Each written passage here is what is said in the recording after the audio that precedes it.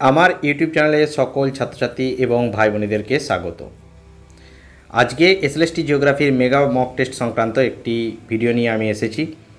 মাদ্রাসা service কমিশনের পরীক্ষা আমাদের শিখিয়ে দিয়েছে যে ধারাবাহিকভাবে পড়াশোনা ছাড়া আজকালকার দিনে চাকরি পাওয়া প্রায় অসম্ভব ব্যাপার। প্রশ্নের মান আগের তুলনায় অনেক বেশি কঠিন হচ্ছে এবং আরও অনেক স্ট্যান্ডার্ড হচ্ছে এবং আগামী দিনেও হবে। সেই জন্য খুঁটিয়ে পড়াশোনা এবং পড়াশোনার ধারাবাহিকতা বজায় রাখতে শুরু হচ্ছে আমাদের ইউটিউব চ্যানেল থেকে এসএলএসটি জিওগ্রাফির 100+ একটা মেগা মক টেস্ট। মক টেস্টের কিছু পদ্ধতি এবং নিয়মাবলী রয়েছে, সেগুলো আমি একে একে বলে যাচ্ছি। প্রথম মক টেস্ট হবে 100টি বা 100টির থেকে 2-1টা বেশি। 2 নম্বর, প্রতিটি মক টেস্টের প্রশ্ন সংখ্যা হবে 50 মার্কসের এবং যেগুলো কম্বাইন্ড বা ফুল সিলেবাসের মক টেস্ট হবে সেগুলো হবে 90 মার্কসের। এখানে লেখা নেই, আমি বলে দিলাম। 5000+ এমসিকিউ কোশ্চেন অ্যান্সার থাকবে। একটি টপিক বা সাব ইউনিটের উপর মক টেস্ট হবে। ছোট ইউনিট হলে 2টি ইউনিটের উপর মক টেস্ট হবে। অর্থাৎ জিওটেকটনিক ধরো, জিওটেকটনিকের মধ্যে যদি 9টা ভাগ থাকে তাহলে 9টা মক টেস্ট হবে। সপ্তাহে 2টি মক টেস্ট হবে যাতে তোমরা বাড়িতে পড়ার একটা বা প্রিপারেশন নেওয়ার একটা সুযোগ পাও। যদি সপ্তাহে 7 দিনে 7টা মক টেস্ট নিই সেক্ষেত্রে হয়তো পড়াশোনাটা হবে না।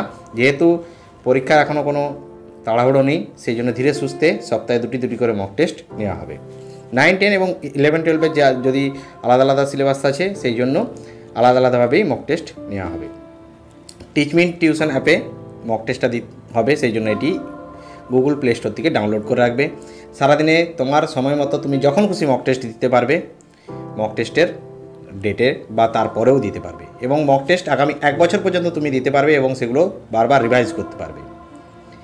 একটাই কথা যে 1 বছরের মধ্যে সমস্ত মক টেস্ট কিন্তু দিতে হবে। এবার আমি যে ফরম্যাটগুলো দিয়েছি এগুলো হচ্ছে মক টেস্টের নাম্বারিং। মক টেস্ট 1, 2, 3, 4 করে geotechnic, climatology, biogeography, oceanography, economic geography যতগুলো মক টেস্ট হবে প্রতিটা সিরিয়াল নাম্বার দিয়ে দিয়েছি। যারা মক টেস্ট দেবে তাদেরকে এই পিডিএফটা দিয়ে দেওয়া হবে।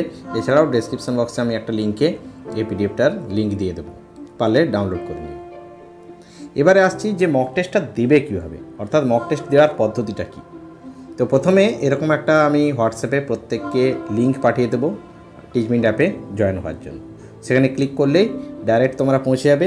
এখানে এসে ওখানে তোমাদেরকে অ্যাপ্রুভের জন্যে ক্লিক করতে হবে। যখনই অ্যাপ্রুভের জন্যে ক্লিক করবে তখন এরকম একটা ফেস খুলে যাবে। কিচ্ছু করবে না, অ্যাপ্রুভ করার দায়িত্বটা আমার, আমি অ্যাপ্রুভ করে দেবো। আমি অ্যাপ্রুভ করে দেওয়ার পর তোমরা এটার মধ্যে প্রবেশ করতে পারবে এবং সেখানে গিয়ে ক্লাস করতে পারবে। এখানে দেখো লেখা উঠছে অ্যাপ্রুভ বা অ্যাপ্রুভাল পেন্ডিং। যতক্ষণ না আমি এখানে অ্যাপ্রুভ করব ততক্ষণ পর্যন্ত কেউ মক টেস্ট দিতে পারবে না। একবার অ্যাপ্রুভ করে দেবো, এবারে তোমরা 1 বছরের জন্য জয়েন হয়ে গেলে। দেখো এখানে যে টেস্ট লেখাটা আসছে সেখানে তোমাদের এবারে কাজ শুরু।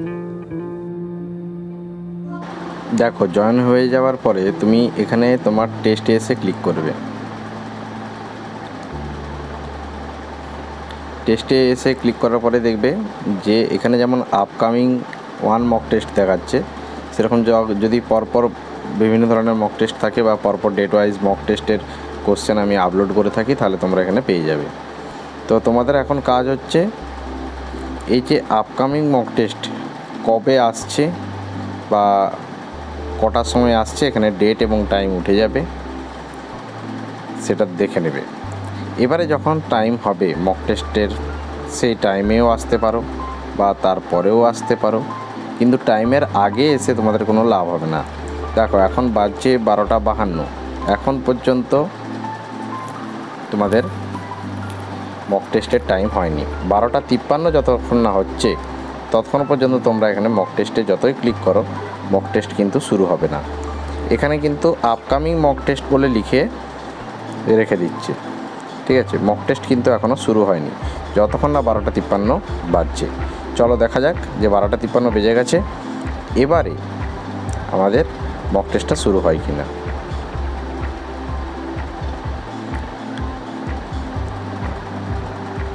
দেখো এখানে ক্লিক করে দেওয়ার সাথে সাথেই মক টেস্টটা ওপেন হয়ে গেল।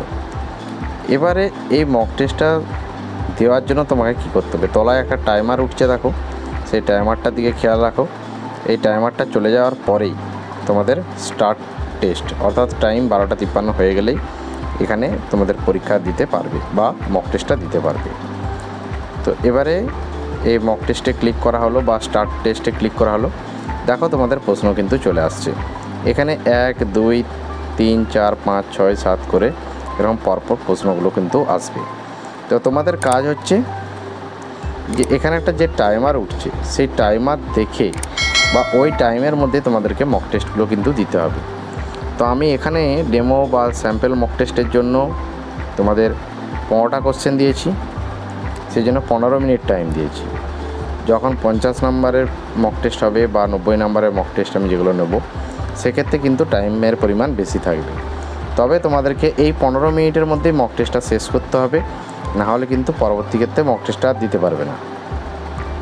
ধরো প্রথম প্রশ্ন যেটা আসছে 1 নম্বর কোশ্চেন, যে মোহরভিষিক বিযুক্তি রেখার নিচে অবস্থিত ঊর্ধ্ব গুরুমণ্ডলটির নাম কি, বা ঊর্ধ্ব গুরুমণ্ডলটির রাসায়নিক গঠন অনুসারে নাম কি।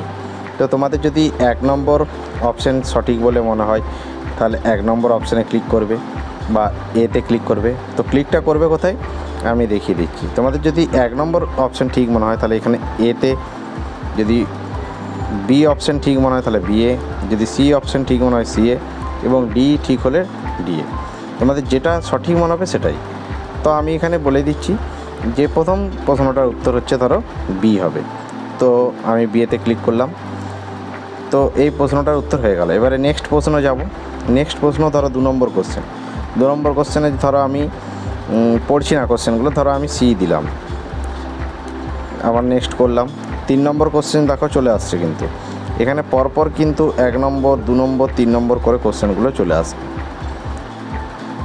তো 3 নম্বর কোশ্চেন, ধরো 3 নম্বর কোশ্চেনের অ্যান্সার আমি বি করলাম, ঠিক আছে। তারপরে 4 নম্বর কোশ্চেন, 4 নম্বর কোশ্চেনের অ্যান্সার ধরো আমি করব, তাহলে আমাকে আগে 4 নম্বর কোশ্চেনটা যেতে হবে। এখানে 4 নম্বর কোশ্চেনটা আসছে, তারপরে আমি এতে ক্লিক করলাম।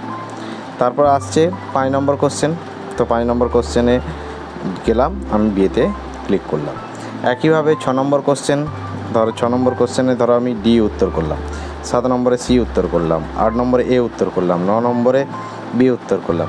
আমি একটা উত্তর পরপর দিয়ে যাচ্ছি। ধরো কিছু প্রশ্ন আমি পারলাম না, যে 10 নম্বর 11 নম্বর প্রশ্ন আমি পারলাম না, সেগুলো আমি ব্ল্যাঙ্ক করে ছেড়ে দিতে পারি, ঠিক আছে। যেহেতু কোশ্চেনে তোমাদের নেগেটিভ মার্কিং থাকছে সেহেতু ছেড়ে দিতে পারো। তবে যেহেতু এটা মক টেস্ট, আমি বলবো সবাই উত্তরগুলো করো। তো 13 নম্বর এবং 14 নম্বর, এই 14টা কোশ্চেন এবং লাস্ট 15 নম্বর কোশ্চেনে দেওয়া হলো। তোমাদের যদি মনে হয় যে কোনো কোশ্চেন বাদ রয়ে গেছে বা আরেকবারটি অ্যাটেম্প্ট করতে চাইবে, তাহলে কিন্তু তোমরা এই অপশানটাতে ক্লিক করে যেতে পারো বা এখানে ক্লিক করে যেতে পারো। তো দেখা যাক, এইভাবে গেলে পিছিয়ে আসবে কোশ্চেনগুলো। আর এখানে ক্লিক করলে, মিডিলে ক্লিক করলে তুমি দেখতে পাবে যে তোমার কোন কোশ্চেনগুলো হয়নি। যখনই তুমি দেখতে পাবে যে তুমি 12 নম্বর কোশ্চেন, এখানে 10 নম্বর কোশ্চেন, 11 নম্বর কোশ্চেন এবং 12 নম্বর কোশ্চেন ব্ল্যাঙ্ক ছেড়ে আসছো, সেগুলো তুমি দিতে পারবে আবার। তো দেখা যাক যে আমি 10 নম্বর কোশ্চেনটা গেল, দেখো এখানে কিন্তু আবার 10 নম্বর কোশ্চেন চলে আসবে। তুমি 10 নম্বর কোশ্চেনের উত্তর আবার ধরো সি করে দিলে, দিয়ে নেক্সট করে দিলে। এইভাবে সব উত্তর করে দেওয়ার পরে তোমার যখন সমস্ত প্রশ্নের উত্তর হয়ে গেল, অর্থাৎ 15টা প্রশ্নের উত্তর হয়ে গেল, তখন তোমাকে এটা সাবমিট করতে হবে। সাবমিট করতে গেলে উপরকে আসতে হবে, উপরে এসে সাবমিট বাটনে ক্লিক করতে হবে এবং তারপরে যে are you sure you want to submit, এসে ক্লিক করে দিলে হয়ে গেল। দিয়ে এখানে দেখা যাচ্ছে যে তুমি কতগুলো সঠিক উত্তর করেছো আর কতগুলো ভুল উত্তর করেছো, তার ফলে তোমার নেগেটিভ মার্কিং কত হয়েছে সেগুলো তুমি দেখতে পাবে। তো সি ডিটেল রিপোর্টে চলে যাও, দেখো যে তুমি কারেক্ট অ্যান্সার করেছো। আমি এখানে যেমন করেছি 1 নম্বর কোশ্চেন, 3 নম্বর কোশ্চেন, 4 নম্বর কোশ্চেন, 5 নম্বর কোশ্চেন, এই 4টে প্রশ্নে আমি কারেক্ট অ্যান্সার করেছি। এখানে রং করেছি বা ভুল করেছি কোনগুলো, 2 নম্বর, 6 নম্বর, 7 নম্বর, 8 নম্বর, 9 নম্বর, 10 নম্বর, 13, এগুলো ভুল করেছি। কিছু কিছু প্রশ্ন আমি আনঅ্যাটেম্পটে রেখে দিয়েছিলাম, যে এখানে আনঅ্যাটেম্পটে রেখে দিয়েছিলাম, সেগুলো হচ্ছে যে কোশ্চেন আমি অ্যাটেম্প করিনি। আর যদি সবগুলো একসঙ্গে দেখতে চাও তাহলে সবগুলো একসঙ্গে পরপর দেখতে পাবে, কোনটা অ্যাটেম্প করেছো কোনটা অ্যাটেম্প করোনি। ক্লিয়ার? এবার যদি তোমার মনে হয় যে তোমার নাম্বার কত হলো বা স্কোর কত হলো, দেখো এখানে আমি কারেক্ট অ্যান্সার করেছিলাম 4টে আর রং অ্যান্সার করেছি 9টা, তাহলে সেক্ষেত্রে আমার কি হলো না মাইনাসে চলে যাবে। আমি 4টা কোশ্চেনে 4 নাম্বার পেয়েছিলাম এবং 9টা কোশ্চেন ভুল করার জন্য আমার 3.5 নাম্বার সেখানে মাইনাস হয়ে গেছে। আর আমি কিছু আনঅ্যাটেম্প্ট রেখেছিলাম, এখানে আনঅ্যাটেম্প্টগুলোকেও মাইনাসেই ধরা হয়। ধরে তোমার এখানে স্কোর হচ্ছে, যেটা তুমি দেখতে পাবে যে উপরের দিকে স্কোরটা আসছে। আমার এখানে আমি স্কোরটা দেখাচ্ছি যে -5 স্কোর হয়েছে। ক্লিয়ার? এরপরে তুমি যদি যখন একাধিক ব্যক্তি পরীক্ষা দেবে তখন এখানে র্যাঙ্কিংয়ে গিয়ে তুমি তোমার র্যাঙ্কিংটা দেখতে পাবে। ক্লিয়ার হয়ে গেল? তো এইভাবে তোমরা পরের পর মক টেস্টগুলো দেবে। আর যদি কিছু আরও ডিটেলস রিপোর্টে যদি দেখতে চাও, এখানে কোশ্চেন পেপারের PDF দেখতে পাবে যে তোমার এখানে কোনো কোশ্চেনটা ঠিক মনে হয়েছে, হয়তো তুমি ধরো এখানে রং অ্যান্সারে তুমি 2-এরটা B করেছো, সরি 2-এরটা C করা হয়েছে, কিন্তু 2-এর অ্যাকচুয়াল অ্যান্সার B দিচ্ছে। তোমার যদি মনে হয় যে তুমি ঠিক করেছো, তাহলে তুমি এখানে এসে কোশ্চেনটা আবার খুলে অ্যান্সারের সঙ্গে মিলাতে পারবে বা রিভাইজ করতে পারবে। রিভাইজ করার জন্য এখানে অপশানগুলো বা কোশ্চেনটা তুমি পেয়ে যাবে। এভাবে কিন্তু তুমি মক টেস্টটা দেবে। এবারে আসছি যে মক টেস্টের ফিজ। দেখো, প্রথম গ্রুপ অর্থাৎ 2রা এপ্রিল 2024 সালে যে ফার্স্ট গ্রুপ শুরু হচ্ছে বা প্রথম ব্যাচ শুরু হচ্ছে, তাদের জন্য মক টেস্টের ফিজ থাকছে 500 টাকা। আগামী দিনে ফিজ বাড়তেও পারে। এবার যদি কারো মনে হয় মক টেস্টের সঙ্গে তার প্রশ্নোত্তর PDF আকারে চাই, সেক্ষেত্রে তাকে কিন্তু অতিরিক্ত 100 টাকা দিতে হবে, অর্থাৎ ফিজ দাঁড়াবে 500 + 100 = 600 টাকা। এবং 1 বছর কমপ্লিট হওয়ার পরে যদি কারো মনে হয় যে আমি হার্ড কপি নেব, তাহলে বাই পোস্ট তার বাড়িতে হার্ড কপি পৌঁছে যাবে। সেক্ষেত্রে ফিজটা আমি পরবর্তীকালে আমার হোয়াটসঅ্যাপে জানিয়ে দেবো।